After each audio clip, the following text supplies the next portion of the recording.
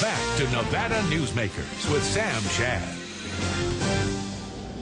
And we're discussing the current marijuana initiative that they're trying to get on the ballot with Neil Levine, who is the campaign manager for the Committee to Regulate and Control Marijuana, and Washington County District Attorney Dick Gamak. Dick, let's talk about reality. Okay, a lot of people, both in this state and across the nation, have smoked pot at some point in their lives.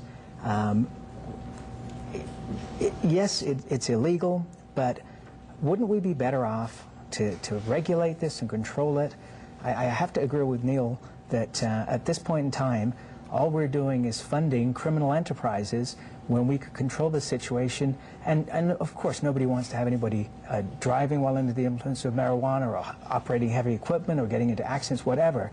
But shouldn't people be allowed to do what they want to do in their own homes? Isn't this similar to when we tried to say that alcohol, should be banned during Prohibition? Let me back up here a little bit, because I'm going to give a little history on this. The whole policy behind George Soros and the Marijuana Policy Project is a legalization of all drugs, not just marijuana. Marijuana is the start. That's on the internet. Look it up. Well, go to. So his whole purpose. May I finish? We don't get a dime from your. May I finish? I sat here, kept very quiet while he was talking. May I go ahead and finish? Absolutely. The whole policy, the whole purpose behind George Soros and what he's funded here is to legalize drugs, all drugs. He started with marijuana. Marijuana is a dangerous drug. The people of the 60s and the 70s, our generation who smoked this back then, are not dealing with the same drug today. The THC content is considerably up to 20 times higher than it was then. It is a drug that is a gateway drug that leads to other drugs. Now, this is all the stuff that came up last time when they were trying to legalize it. Call it control if you want to, but the bottom line is they're trying to legalize marijuana again. It is a gateway drug. We fought that one back and forth. We went to the over several hundred people who are in our drug program here in Washoe County. 85% of those folks started with marijuana. It is an addicting drug. It does brain damage, and we haven't even got into the part about the smoking. And the secondhand smoke from marijuana with some 200 elements in it, more than tobacco has in it. So you've got all that stuff floating around.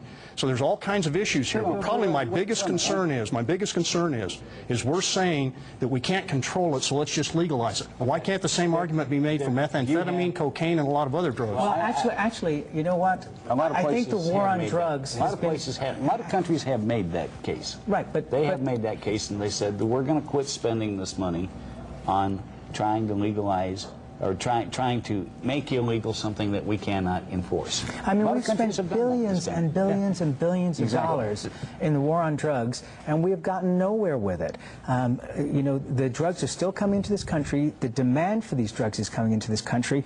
Isn't it a case of survival of the fittest that, in my opinion, we should legalize drugs, all drugs, and spend the money that we've been spending on the war on drugs on education and treatment. There are people who have addictive personalities that are going to find a substance of one kind or another to be addicted to. The same argument was made in Europe, and go look at the internet and the problems they're having now, especially the medical expenses and the medical problems that they're having now because of legalization of drugs. Well, can I answer that? There's a lot of things he said just aren't true. First off, the Marijuana Policy Project, its entire mission is marijuana-based, not all drugs-based. We don't. I said George Soros. We don't get it. No, you said the Marijuana Policy Project. But besides the fact, this campaign, we don't get a dime from George Soros. So you can throw out your straw man all you want. And then as far as how about Mr. Lewis and Mr. Sperling? And as far as where is your money? Wait. I would like to answer some of the things said. As far as gateway drug goes, marijuana, the gateway theory is a myth.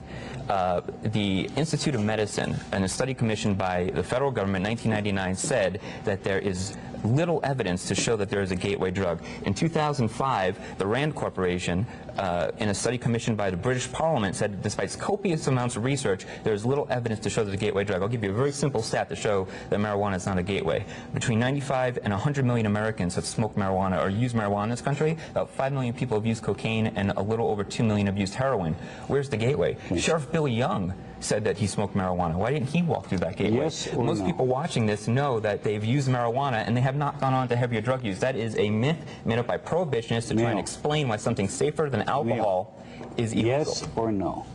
Will you put large amounts of out-of-state special interest money, like Mr. Soros's and other people, into, wait a minute, yes or no? Will you do the same thing that your campaign did in 2002? Yes or no? We are a campaign. And yes or no? Are you going to do the same thing? We will take money from anybody who is generous enough to donate it to us, no matter where they live. That's right. Okay. And like any political campaign. Let me bring up the other side of this issue, which I think is kind of interesting. I had a heart attack back in 1994, and because of that, I take a lot of different kinds of drugs. And at one point, one of my medications was changed, and I wasn't told that I had to slowly take myself off one drug before I moved into the other one. And I started having all kinds of withdrawal symptoms, not knowing that. And finally, I went to a pharmacist who said, you know what, you should not have taken yourself off that drug like that. You should have done it slowly. Are we not addicted in this country to prescription drugs? And isn't there a problem with people who are having alcohol with prescription drugs or over-medicating themselves with prescription drugs? And shouldn't that be looked upon as, if not equally as dangerous, but even more dangerous than what we're talking about? We have all kinds of problems in society. I mean, it's not a, one cure fits all. But Dick, my question to you is, as long as I've known, would you mind if he answers that? Yeah, go ahead. You're doing the same thing the proponents are doing, Sam. You're mixing apples and oranges. The drugs you're talking about, and yes, people do abuse prescription drugs. Those have been approved by the FDA, they've been approved by the AMA, and they're prescribed by your doctor as medication to be used for a specific designated ailment or treatment of an ailment. The drugs we're talking about that are trying to be legalized have not been approved by the AMA. In fact, the AMA came out last time around and directly opposed marijuana. No, that's not true. It is not. The FDA has never approved it, nor have the proponents gone to the FDA to get approval. And so we're sitting here with drugs that do not treat a specific type of ailments or can be used that way, that have never gotten the approvals that they need to get. So we're talking about some renegade drugs here. The AMA has no position on medical marijuana, and they opposed making marijuana illegal in the 30s. But here's the point. We're not talking about medical marijuana. What we're talking about is our drug laws do not work. And according to the Department of Justice 2006 Drug Threat Assessment, the majority supplier of marijuana in this country are Mexican drug cartels. They're selling to inner-city gangs. 61% of the illicit drug trade coming in from Mexico is marijuana. We are financing the criminal market with our current marijuana laws. Last year in Nevada... And you know what? That's where we're going to have to leave it. We're out of time. Good discussion, gentlemen. We'll be right back on Nevada Newsmakers after this. This is Nevada Newsmakers.